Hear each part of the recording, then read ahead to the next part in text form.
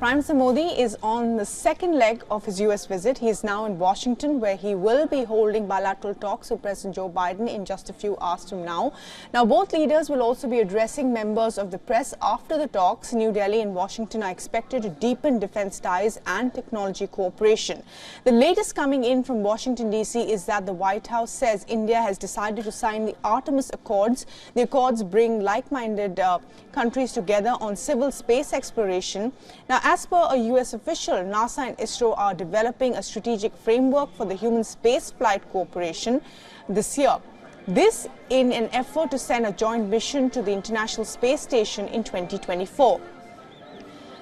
In other news also, India's Hindustan Aeronautics has also signed a landmark deal with the General Electric Aerospace. The MOU includes potential joint production of the GE Aerospace's F414 engine in India. The engines will be co-produced in India to power the Tejas light combat aircraft. Hindustan Aeronautics previously said that it plans to use the engine for a second generation of light combat aircraft. Meanwhile, there is an electrifying atmosphere outside the White House. Hundreds of people from the Indian-American diaspora have lined up outside the South Lawn to get a glimpse of the Indian Prime Minister Narendra Modi. These are visuals we are getting you from outside the White House.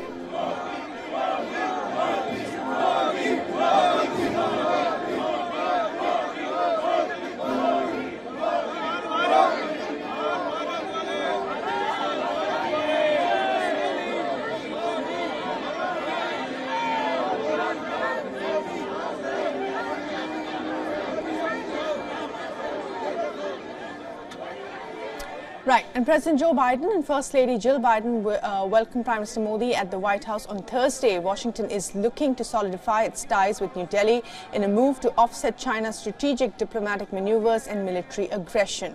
In a few hours, the White House will welcome Indian Prime Minister Modi with full military honors. President Biden and Prime Minister Modi will hold bilateral talks. Post this, the two leaders will address a joint press conference followed by lunch at the White House. Later, Prime Minister Modi will address a joint session of the US Congress, which will make him the first Indian Prime Minister to do so twice. Modi will conclude his day with a state dinner at the White House hosted by the Bidens. This historic state visit by Prime Minister Modi is expected to be a turning point for the US-India relation. The two leaders will also sign a maritime deal. This will also allow US Navy ships in the region to stop at Indian shipyards for repairs. This is part of Washington and New Delhi's agenda to expand their defense cooperation.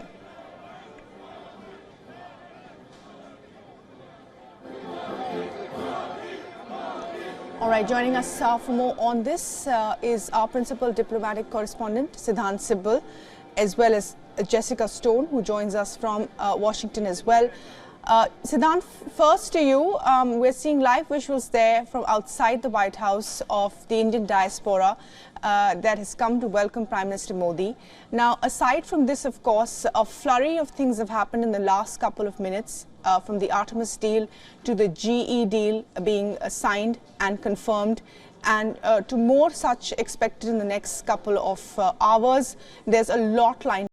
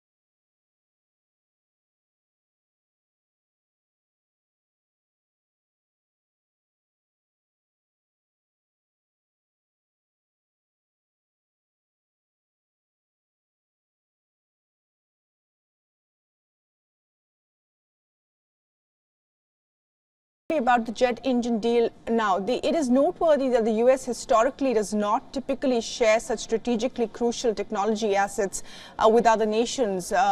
What has really changed, and what's so significant about this?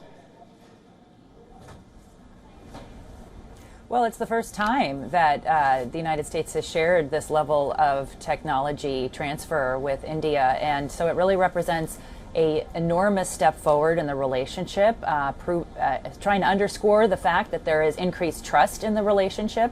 But also, this is going to create jobs, of course, in India and allow the Indian military to, for the first time, domestically produce this engine for its Air Force. And of course, that's important because that's the sort of piece that they haven't been able to master yet. So from the U.S. vantage point, this is an extension of trust, a sign of immense trust and strength in the relationship. And I want to just point out that even though Sanand is on the south lawn, I'm on the north lawn here, and the music is so loud that we can hear it from here. So it really does sound like a Hello Modi sort of rally even from here, and we are waiting for the arrival of Prime Minister Modi in just a couple hours of time. The bilateral conversations will happen shortly after that between the U.S. President and the Indian Prime Minister. That will happen in the Oval Office on the other side of the building, and they are sure to discuss what can take the relationship to the next level. We're talking about so many deals, as you referred to. I want to point out that naval repair issue for the U.S. military is a really important concession on the Indian part, because they need to be able to continue to patrol the Indian Ocean. The Indo-Pacific strategy is, of course, at the center of this relationship from the U.S. perspective right now. And being able to come into Indian ports to service their naval vessels is a really key piece of that strategy. There are also a number of announcements that I also want to bring to your attention that have more to do with putting semiconductor manufacturing and information sharing in India. We've got Micron, who's investing in that space. And we've also got some interesting critical minerals announcements that were made overnight. The U.S. announcing support for India to become part of the Mineral Security Partnership to strengthen critical mineral supply. That, of course, key to the U.S. goal of producing more electric vehicles, of being more green friendly when it comes to solar panels and other types of high-tech green technology. And that's a mutual focus for both of these countries as well. Right. It's important, Jessica, that you point that out about semiconductors and rare earth minerals as well, because, in many ways, many people think that the fact that India is being given so much importance during this visit is a counter to China, as America wants to build up India as a counter to China. When asked about this, John Kirby categorically said it was no. This is a relationship that is, it doesn't matter whether China is part of this relationship. But that sounds strange, right? The fact that there's so much activity, the fact that Jake Sullivan, and so many officials were here in the lineup to Prime Minister Modi visiting America, meant that there was serious business on the table.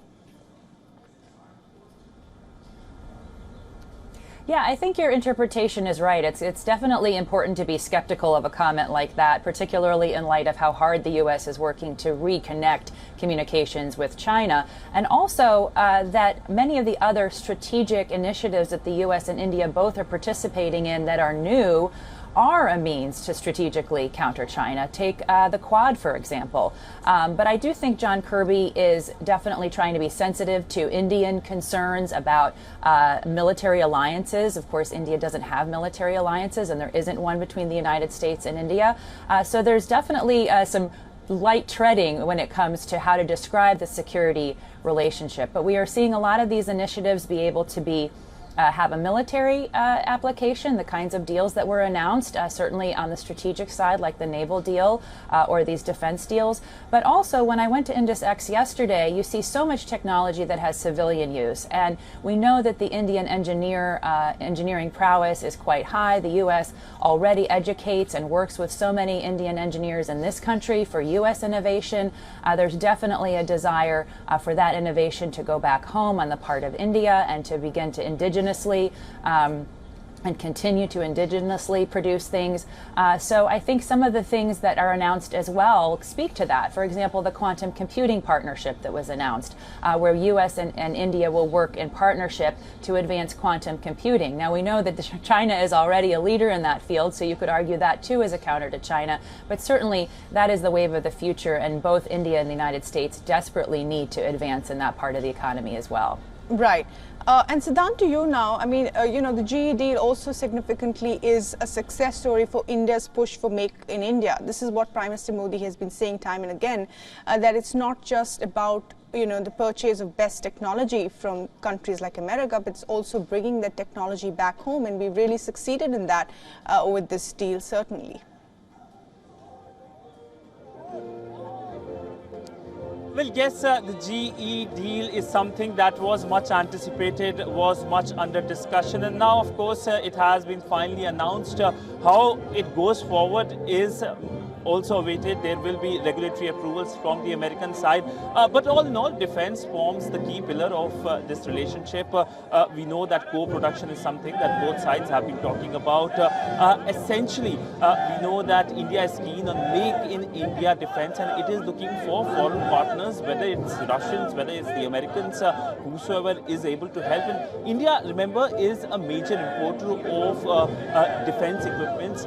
India wants to change that. India wants to become a major exporter of defense equipments to countries across the world, including to Africa. In fact, the Indian Prime Minister's visit is to Egypt as well as part of his US visit, and he, of course, will be pitching for defense agreements there as well. So, all in all, defense remains the top priority of policymakers in New Delhi, and India is scouting for partners across the globe.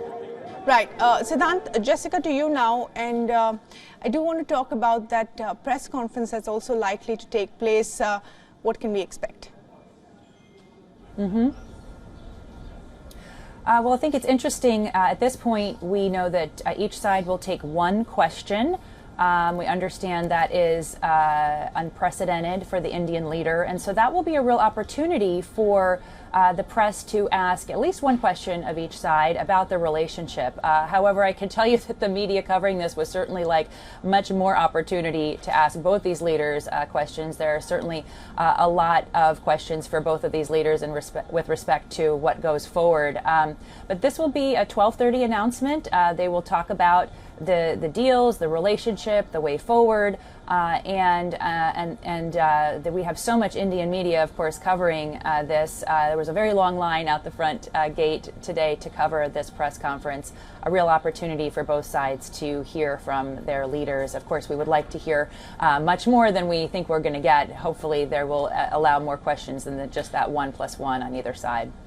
Yeah, hopefully. Jessica Stone and Siddhant Sibal, thanks very much indeed for joining us. We appreciate you joining us here at this hour. We'll come back to you for more. Thanks.